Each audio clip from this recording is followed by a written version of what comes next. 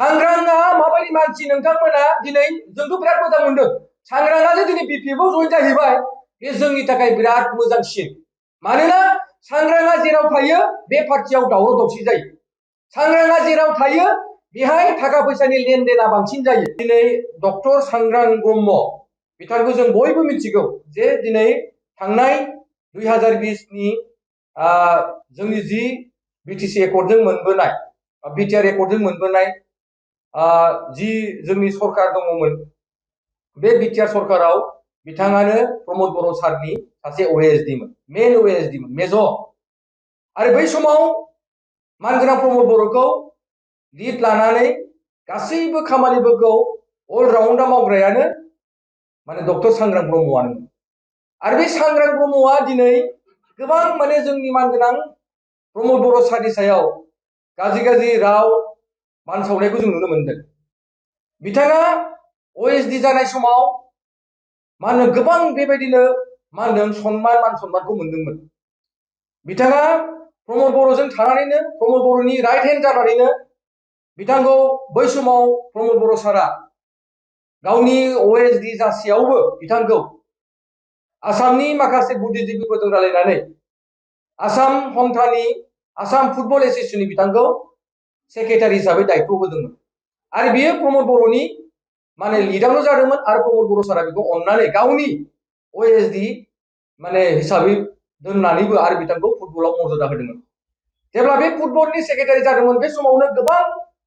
बेबायदि फुटबल जोंनियाव जाफैदोंमोन जायखौ जों आईएसपीएल आरो बिनि उनाव जोंनाव दुरान्ड काप सन्तोष ट्रफीनि गोबां माने बेहाय बिथाङा बाजेट लादोंमोन गुत्ते बे बाजेटनि लेनदेन दुर्नीति खालायनाय गासैबो मानसिफोरनिफ्राय सोरनोबा माने खामानि मावहोनानै दिनैसिमबो बिल होलांनो हायि खारना जाहैबाय बे सांग्रांआनो बेफोरखौ मावजोबदों मानोना सांग्रांआ बेबायदि दुर्नीतिनि सासे बिफा बियो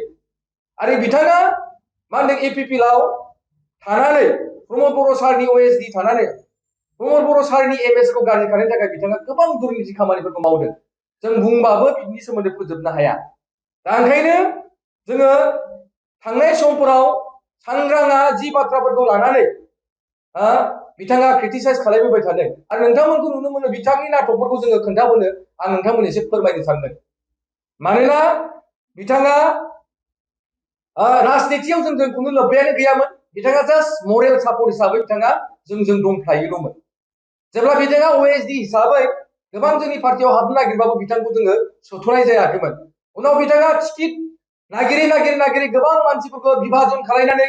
जोंनि ब्लक जोंनि पार्टिनि मानसिफोरखौ बिस होनानै गोबां जोंनि गेजेरावनो गुलाय गुजाय लाबोनानै बिथांखौ मा होनदों थांनाय समफोराव माने एमपि बिनानै बिथाङा मोनैनि जाहोनाव बिथांखौ जोंनिफ्राय माने दोनथ'नो थाखाय बिथांखौ इउथनि माने बिथांखौ माने सेन्ट्रेल इउथनि सासे गाहाय नेहाथारि हिसाबै बिबान होथ'नाय जादोंमोन आरो बे बिबानाव जेब्ला बिबान मोनबाय बे समाव बिथाङा पुरा एमसिएलनि टिकेट बियैनो बिथाङा मा होनदों गोबां जोंनि गेजेराव माने बिभाजन लाबोबाय आरो बिनि गेजेराव हय लास्ट बिथाङा मा होनो पार्टिनि माखासे जोङो गासैबो डिसिप्लिनारिखौ नायनानै पार्टिनि जोंनि पार्टिनि डिसिप्लिनखौ नायनानै जों बिथांनो केन्डिडेटखौ होनाय जायाखै आरो बिनि जायगायाव गुबुन सासे मानसिखौ केन्डिडेट होनायनि उनाव बिथाङा बाहारा खालामबाय जे गोबां गावनि माखासे सापर्टारफोरखौ लानानै बिथाङा नमिनेशन होनो थाखाय बिथाङा गोबां बेबायदि हाखाब दाखाब जानानै बिथाङा नमिनेशनखौ होनाय जायो निर्दलीय भाबै आरो बे नमिनेशन होनायनि उनाव बिथाङा मिथिबाय आरो बिथाङा रोंखा राखा सासे डक्टर सासे पिएचडि खालायनाय व्यक्ति आरो बिथाङा बे समाव मा होनदों बड'लेण्ड इउनिभारसिटियावनो लाइब्रेरियान हिसाबै बिथाङा खामानि मावबाय थाखादोंमोन बिथाङा मिथिखागौ आरो बिथाङा ल'खौ मिथिखागौ जे नमिनेशन गथायनाय समाव मा लेखानि प्रयोजन दङ आरो सोरबाया साख्रि मावबाय थानाय अबस्थायाव जे नमिनेशन होजाया बे बाथ्राखौबो स्पष्ट भाबै सांग्रां बिथाङा मिथिखागौ नाथाय सांग्रां बिथाङा मिथिसेयावबो बिथाङा नाटक खालायदोंमोन जोंनि मानसिफोरखौ माने नाटक खालायनानै बिथाङा नमिनेशन गथायफादोंमोन आरो नमिनेशन गथायखांनायनि उनावसो बिथाङा मिथिबाय जे साकरिखौ माने सिगां माने भलन्टियार रिटायार होनायनि उनावसो नमिनेशन होनो हायो होननानै नाथाय बिथाङा बे नमिनेशनखौ गावनिखौ जाफुंसारनो थाखाय बिथाङा नमिनेशन होखांनायनि सानसे ना साननैनि उनाव बिथाङा हाखु दाखु बिथाङा मा होनदों गावनि साख्रिखौ बिथाङा भलुन्टारि रिटायार हिसाबै बिथाङा मा होनदों गथायफ्लादों आरो बिनि उनाव बिथाङा सानसेयैनो माने बे खामानिखौ मावनो थाखाय बिथाङा जोंनि बड'लेण्ड इउनिभारसिटिनि हेडमिनिस्ट्रेटिभनि माखासे अफिसारफोरखौ लानानै बिथाङा नाम गायदों जोंनि प्रमद बर' सारनि सायाव बिथाङा नाम गायदोंमोन बै समाव जे सरकारानो आंनि बे माबाखौ रेजिगनेसन माने लेटारखौ एक्सेप्ट खालायाखै आंनि भलुन्टारि रिटायारनि माबाखौ एप्लिकेसनखौ एक्सेप्ट खालायाखै होननानै बिथाङा नाथाय बिथाङा बाहानासो खालायदोंमोन साबेया बाहाना खालायनायनि सासे नायक सांग्रांआ माबायदि मानसि नोंथांमोना दिनै जोंथ' बिराद मोजां मोनदों सांग्रांआनो दिनै बिपिएफआव जइन जाहैबाय बे जोंनि थाखाय बिराद मोजांसिन मानोना सांग्रांआ जेराव थायो बे पार्टियाव दावराव दावसि जायो सांग्रांआ जेराव थायो बेहाय थाखा फैसानि लेनदेना बांसिन जायो सांग्रांआ जेराव थायो मा होनदों सांग्रांनि गासैबो सेल्फिनिस आरो सांग्रांनि जिखिनि सार्थ लबि सांग्रांनि जि माने आखुथाय दिनै बिपिएफनि मानसिया लासै मोनगोन मोनसे समाव बिथाङा मानगोनां बारग' जोंनि भाइस प्रेसिडेन्ट आरो बारग' डिपुटि चिफ खाम्फा बरगयारी सारा बे बिथांखौ इपिपिएलआव जइन जाखांनायनि उनाव टिकेटखौ बेनो होनो नागिरनाय समाव बिथाङा खाम्फा बरगयारी सारनि एगेन्स्टआव खोथा बुंदोंमोन नाथाय दिनै जों मैया नुबाय मोनसे स्टेजआवनो जे बिथांमोना ज' थानानै हाग्रामा महिलारी सारनि आखाइ हमनानै सानैबो सार्थ लबि सानैबो गादिनि लबि आरो बिथांमोना बे गादिखौ लबिखौ मोननानैनो दिनै बिथांमोना निस्सय दिनै माने हाग्रामा महिलारी सारखौ दिनै डिस्टार्ब खालामनो थाखाय थांबाय जोंहा दिनै सोरबा हाग्रामा जोंहा दिनै खाम्फा बरगयारी सार सोरबा जोंना डक्टर सांग्रां बसुमतारी थांनायाव इउपिपिएलआ सबसेबो फोलोमसेबो जोंहा खहा जानाय नङा मानोना स्वयं प्लास पइन्टसो जागोन आरो नोंथांमोना नुगोन आफ्टार एमएलए इलेक्शननि उनाव डक्टर सांग्रां आरो खाम्फा बरगयारीखौ लानायनि फिथाइखौ जे बिपिएफआ भुगिनांगोन बे बाथ्राखौ आं दिनै नोंथांमोननो रोखा फोरमायनानै होखाबाय आरो बेखौ जायोबा जोङो आफ्टार एमएलए इलेक्शननि उनाव जोङो मिथिगोन दा सांग्रां होननानै बुङोब्ला जोङो सार्थ लबि सांग्रां माने मा होनदों गादि लोगोसुला सांग्रां माने मा होनदों फोथाय खेबस' सांग्रां माने मा होनदों दावराव दावसि दिनै नोंथांमोना बयबो मिथिगौ जे ओंखायनो दिनै सांग्रां होननाय मानसिखौ बिथाङा इपिपिएलनि सासे मेम्बारशिपबो नंखायामोन बिथांखौ बे टिकेट नागिरबाय थानाय गादि लबिखौ मिथिनानैसो जोङो आफादखौ बिथांखौ 6 मास 7 मासनि थाखाय जास्ट बिथांखौ मा होनो एडिशनेल जेनेरेल सेक्रेटारि हिसाबैसो दोनथ'नाय जादोंमोन बिथांखौ जों पार्मानेन्ट दोनथ'नाय जायाखैमोन मानोना जोंनि रिसार्भनि समा जोंना इलेक्शननि उनावनो जाखागौमोन दा ओंखायनो बिथाङा बेबायदि माने गादि लबि आरो बिथाङा दिनै नोंथांमोना नुनो हागौ जे दिनै चिराङाव जे बिथाङा गावनि न'आव जे फार्म हाउस खालामहैदों बिथाङा बै समावनो प्रमद बर' सारनि ओएसडि जानानै कौटि थाखा केलेंकारि खालामनानै बिथाङा मा होनदों माने मा होनदों बिथाङा मा होनदों फार्म हाउस लुहैदों न' लुदों बयसोरनि फैसाजों लुदों बिथाङालाय नों आं रायजो राजाखौ थगायनानै नों आं रायजोनिबा फैसा लानानै बिथाङा मा होनदों दिनै बेबायदि बिथाङा गोबां दुर्निति खामानि मावनानै 2 नम्बरनि खामानि मावनानै बिथाङा मा होनदों दिनै बिपिएफआव जइन जाहैदों दा ओंखायनो जोंना 2 नम्बरनि मानसि थांनायनि थाखायथ' इपिपिएलआ मोनसे मोजां थासारिसो जादों मैया नोंथांमोनखौ बुंनानै आं माने दाख्लै जेब्ला बिथांमोना जइन जागोन होननाय खोथाखौ जों खोनादों बिनि हराव गोबां अखा बारहुंखा फैदों क'क्राझाराव नोंथांमोना लयख' खालामदोंना खालामाखै आं मिथिया खिन्थु आं लयख' खालामबाय थादों आं सानदों जे दिनै पार्टिफोरा थांबाय साला गादि लबि सुब्लारा थांबाय इपिपिएलआ एबार सुस्रां जासिगोन जोङो फाप पुइन' जासिगोन आरो जोङो पुनर एबार जे जों बोखांफिननो हासिगोन इपिपिएलखौ बे एमएलए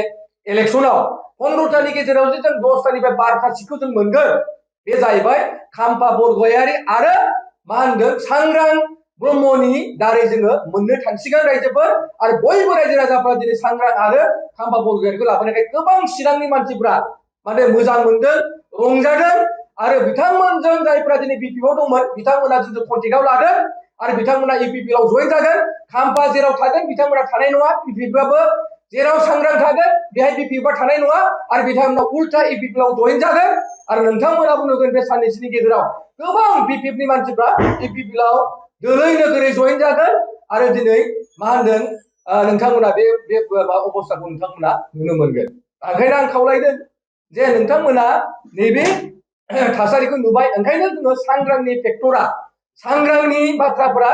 जोंनाव मोनसेबो सोलिनाय नङा आरो सांग्रां होननानै बुङोब्ला जोंनाव लिस्टबो गैखाया सांग्रांआ सासे अफिसारसोमोन आरो सांग्रांखौ जोङो पार्टियाव अफिसार हिसाबैसो जों मर्यादा होदोंमोन नाथाय पार्टिनि सासे नेता हिसाबै बिथांमोनजों मालाबाबो मर्यादा होआखै आरो बिथाङा मिथिदों जे इपिपिएलआव थायोब्ला टिकेटआ मोननाय नङा ओंखायनो दिनै टिकेटनि लबाव बिथाङा दिनै बिपिएफआव जइन जाहैदों आरो आं मोनसे खोथाखौ खोनानो मोनदों